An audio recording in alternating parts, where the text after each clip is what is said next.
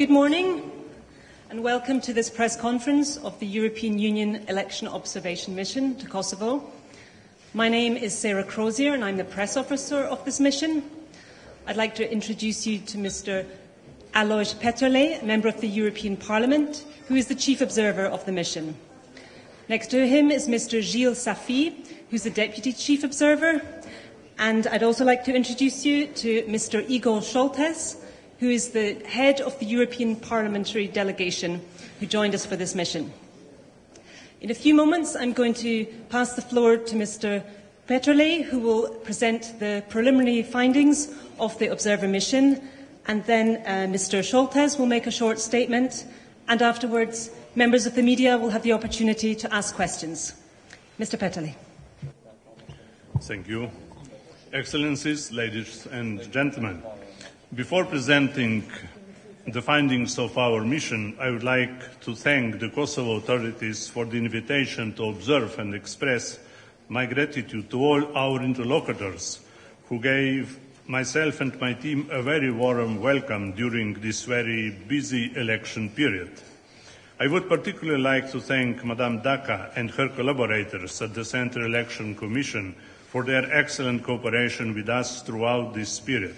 I would also like to thank the EU Special Representative, Madame Apostolova, and the EU Office, our colleagues in ULEX and OSCE, KFOR, and in civil society for their support and collaboration.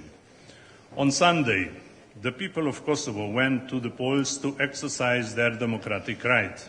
The process is still ongoing in the Counting and Results Center here in Pristina, where our teams of observers are following the counting of out of Kosovo and conditional ballots. We will continue to follow the process, including the resolution of any complaints and appeals, until the final results are announced. The following remarks are therefore our preliminary conclusions on the process so far. The 11 June 2017 early elections were genuinely competitive and peaceful in most parts of Kosovo. Voters were generally offered voters pluralistic information on the political forces in competition. However, the elections were negatively impacted by long-standing weaknesses, in particular inaccurate voter lists that are vulnerable to fraud, an electoral system open to abuse, and a largely flawed system for out-of-Kosovo voting. These matters will require political will and commitment to conduct the necessary reforms. In Kosovo Serb majority areas, the election process was marred by intimidation and instances of violence from within the Kosovo Serb community against candidates and voters. There was also an insufficient response from prosecutors and police to these incidents. This raises questions over the credibility of the democratic process in those areas. Election day was calm and no major incident was observed by our observers, including in the north of Kosovo. Polling was overall assessed positively. Observers noted, however, a high incidence of family voting, instances of abusive voter assistance, and the excessive presence of observers from two political entities in breach of the law. The vote count procedures were not always followed, underscoring the need for better training of polling staff. The large presence of domestic observer group Democracy in Action contributed to the transparency and the integrity of the election. I have to point out that these legislative elections, like the previous ones, were held under the shortest possible time frame. This has once again negatively affected the entire process, including the right to an effective legal remedy. It has also affected the capacity of election administration to guarantee the transparency and integrity of the process. Most major political parties on the Kosovo-Albanian side regrouped in last-minute pre-election coalitions. We understand that this is a consequence of the 2014 Constitutional Court rulings, which led to concerns that only the political entity obtaining the most seats might be given the chance to form the future executive. Given the open list electoral system, this led to rivalry between political parties within the pre-election coalitions, as they had to compete for preferential votes on the same list. It also made observation by contestants' representatives more complex, and made the appointment of polling station committees a contentious matter. With the exception of Kosovo-served majority areas, the atmosphere of the campaign was mostly calm, allowing political entities to convey their messages to the voters freely. Ladies and gentlemen, let me now turn to the election administration. The Central Election Commission is politically inclusive. Its sessions have generally been open and it operates largely transparently. It has striven to reach decisions by consensus and made efforts to deliver a transparent and genuine process. There were, nevertheless, delays in the implementation of voter information, in the publication of decisions, and in the adoption of preventive anti-fraud measures.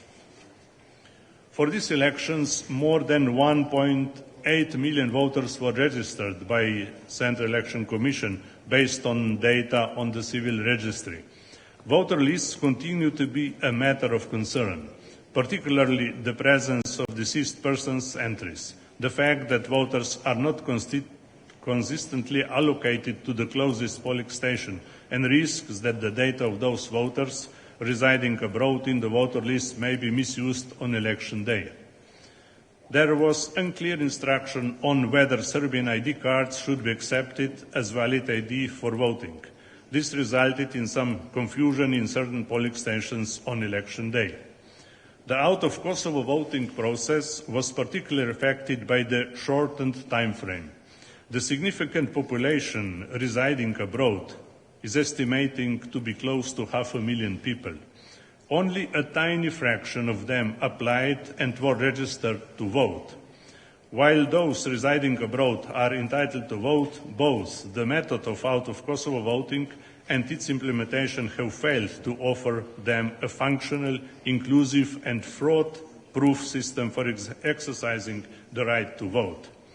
As far as the media is concerned, Kosovo enjoys a pluralistic media environment and a sound legal framework for media freedom. The election law requires a fair and equitable media coverage, allows paid advertising and provides for some free airtime access. However, unclear legal provisions allowed contestants to excessively purchase sponsored coverage of campaign events in addition to strictly regulated paid political advertising. Media extensively covered the election campaign, allowing voters to make an informed choice. News coverage by the main TV channels was generally balanced and equitable. However, they experienced disruptive interference in attempts to organize election debates in line with law by the PAN coalition, which requested favorable treatment. The Independent Media Commission played an essentially passive role. Turning now to complaints and appeals. Prior to election day, the Election Complaints and Appeals panel received 18 appeals against CEC decisions and 171 complaints alleging electoral violations. Most complaints regarded violations of the Code of Conduct during campaigning and were adjudicated swiftly by ICAP. Some 50 complaints were filed regarding election day, mostly about breaking campaign silence. We are continuing to follow the election-relating complaints and appeals and their treatment by the relevant bodies. Ladies and gentlemen, some of the problems I have outlined are long-standing weaknesses which have already been seen in earlier election cycles and have been identified by earlier EU election observation missions. Our assessments as EU observers will only have meaning if our findings and our later recommendations are taken into account in good faith. I look forward to return to Kosovo 2 to 3 months after the conclusion of the entire process to present the final report of the mission and to engage in a constructive dialogue with all relevant stakeholders on how to move this process forward. You know that essential part of the final report are recommendations. And I would like to mention in that regard a very important fact that Kosovo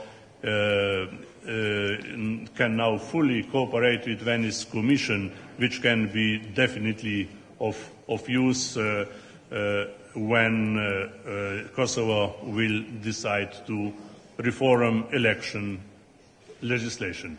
Thank you for your attention. Faleminderit. Hvala lepa. Thank you. And I'd like to ask Mr. Scholtes, the head of the European Parliament delegation, to make some remarks. Thank you for the floor, Madam Chair, Mermenjes, and good morning.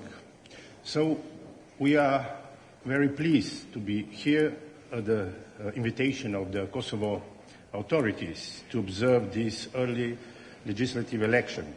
We are fully aware of and witness the high stakes involved in this competitive contest, which is a crucial milestone of the path toward the democratic consolidation of Kosovo. The European Parliament delegation comprised 6 member representatives, the largest political groups. We subscribe fully to the statement that has been just presented by the European Union Chief Observer, Mr. Alois Peterle, who is also a member of the European Parliament. I take this opportunity to thank him and his team for their excellent and high-quality work. I would like to make some complementary remarks in the line with the statements of our Chief Observer. Firstly, a link must be made between this legislative election and the previous one. In 2014, the European Union Election Observation Mission presented a series of recommendations to address the shortcomings and improve the electoral system for the benefit of all stakeholders, the voters, the candidates, and the political parties, the electoral management bodies, the media, and, of course, civil society. We have to acknowledge that more could have been done to implement this recommendation, which should have had a positive impact on this campaign in 2017. Let me take 3 concrete examples.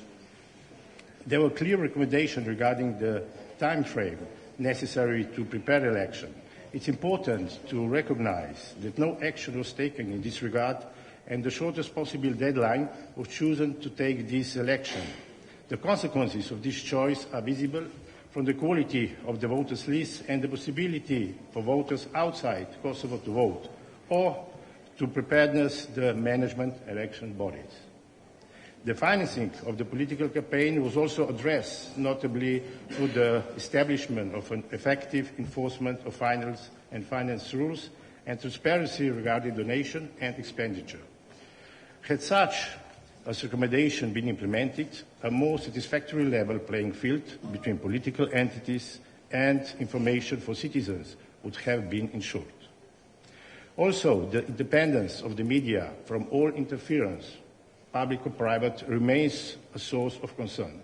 In some respect, this electoral campaign did not allow for the media to play fully the role it should in a healthy democracy. As far as the European Union is concerned, further efforts should be considered in the field of media literacy to ensure that the people have a critical understanding of the role of importance of independent media for the consolidation of democracy. Secondly, beside the issue of implementation of the recommendation from the previous election, I would like to underline the warning question of pressure and intimidation of candidates and on voters in some parts of the country which cannot be ignored. These are indeed unacceptable developments in an electoral campaign, and I hope that all measures can be taken to avoid a repeat of this during local election after this year. Let me lastly mention the role of women in Kosovo politics. There is a large margin for improvement when it comes to their participation at all levels in political life, as well as in broader manner in the economic and especially social life of the country. I would like to make 2 final additional points, not in the capacity as head of the European Parliament delegation to this election, but as a member of the European Parliament. And as you know, today, also in the European Parliament in Strasbourg, we have an agenda resolution of Kosovo. The European Parliament looks forward to continuing to work with the counterparts of the newly elected Assembly in the framework of the Stabilisation and Association Agreement, whose full implementation should be pursued without delay. I would like to stress in particular the need of effective efforts in the fight against corruption and the strengthening of the independent judiciary. This also means the milestone for the further development, and this is the key factors for the sustainable development of Kosovo for the trust of its citizens. It's also important to the region to foster good neighbourhood relations in line with the Brussels Agreement of 2014. Let me conclude with the people-to-people contacts. The doors between the European Union and your country have to be opened, and some further endeavours have to be made by the Kosovo authorities to remove the remaining obstacles. In this attempt to bring our people closer together, I'm thinking especially about the young people of Kosovo who are the future of this country. Witnesses their commitments and committed involvement in this election. Kosovo has to invest in the youth and to focus its attention on building the future. The participation of the country in community programs is therefore a great opportunity which should be exploited fully by the new governments.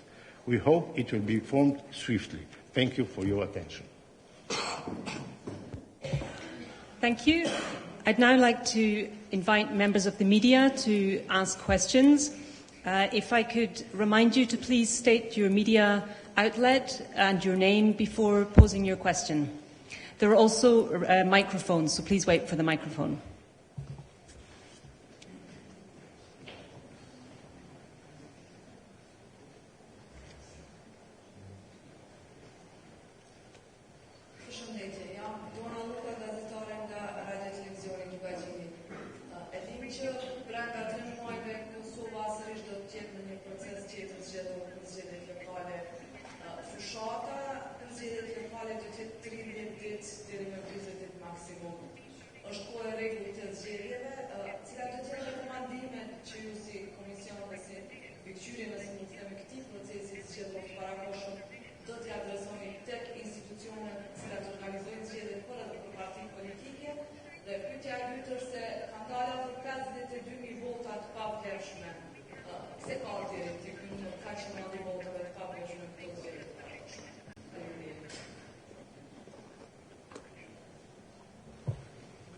Thank you very much for your questions.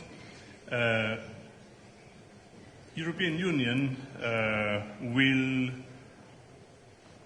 observe with its mission also local elections, and it's not my duty to give recommendations, but I can say something in general sense of the word. I would say keep what was good, what was achieved, consolidate the credibility of the election process now at the local level. I would say be careful to the honest criticism, let's say so, and apply the best standards in these elections. Then, as far as invalid ballots are concerned, what we have observed so far, I would say it's still quite high number of invalid ballots, and our mission would like to clarify the situation to understand and to know why there are so many ballots. And we will particularly attentive to those areas where we observe or will observe more illegal ballots, invalid ballots. This is always a point of concern. But at this stage, where counting is still going on and the process has not been finished yet, we can't say more, but we will be more exact in our final report and also with recommendations.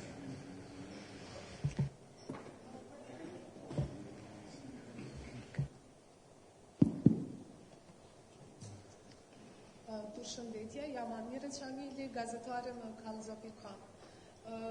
Pyetja është për zotin Petërles. A është në rregull që vëzhguesit politik të fshihen nën petkun e shoqërisë civile? Pasi ne si kallzo.com kemi raportuar që drejtorët e drejtorive të komunave dhe asambles janë akredituar nga partia në emër të OJC-s. A e dëmton kjo kredibilitetin e shoqërisë civile?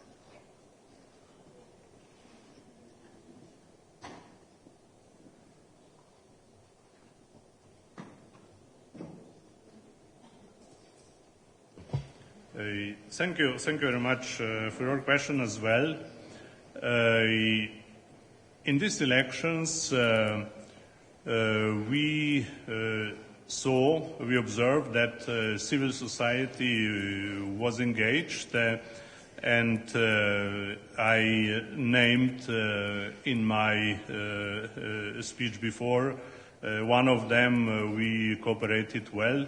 The NGO you mentioned was registered in the last hour, so to say, and we didn't have any communication with it, and it didn't express any wish to communicate with our mission, and several concerns were raised in that regard, and this is one of the points to be clarified. The least what we would wish is that an NGO does something what is not, I would say, in its mandate. And we have some elements in our reports in that regard, and we will carefully deal with this question.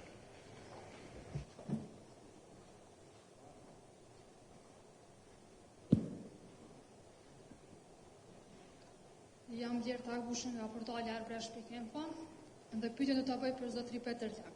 Ju keni mbresën në disa qendra jashtëligjshëm ka më shumë agent partijak sa që lejohet.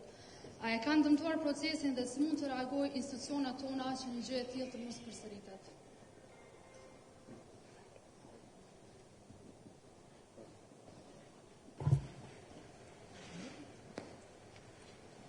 Thank you for your question. We observed at several polling stations presence of more agents, as you said, and I mentioned this also in my morning statement, and I think it was also mentioned by some other observers on Sunday. And of course, we know what the law says. 2 agents per party are allowed, and where they were more, of course, they were not, I would say, entitled to be there. And we didn't get reports about which would, with intimidation, let's say so, intentions. But you know, people can easily interpret the presence of more people than allowed as a political element on the or as a kind of the pressure, and this is the point which deserves a strong attention. And as I said before, we will be very, very attentive to that fact. Are there any more questions? One more there. Po ndërlidhem edhe një herë te kjo OJC-ja. Sipas jush, a duhet që prokuroria ta hetojë këtë OJC dhe të shohë se nga I ka marrë fondet për këtë operacion?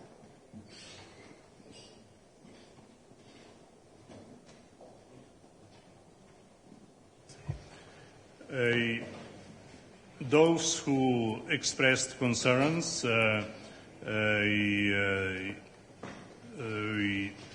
were some concerns I would say some expressions we observed or we are aware of that.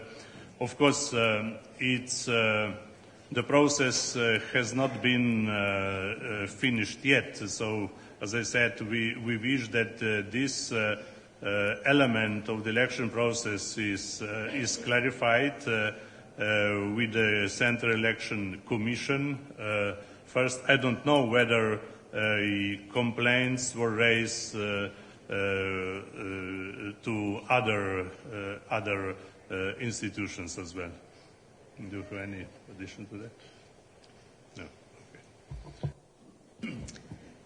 Do we have any more questions? If there are no more questions, then I'll conclude this press conference. I would like to inform you that copies in the 3 languages, English, Albanian and Serbian, of the preliminary statement are available outside. They will also be uploaded later today on our website.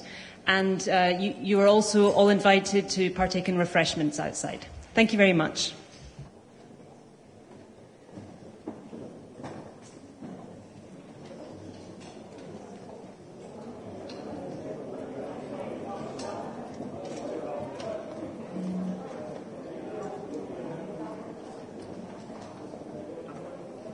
Yes, yeah.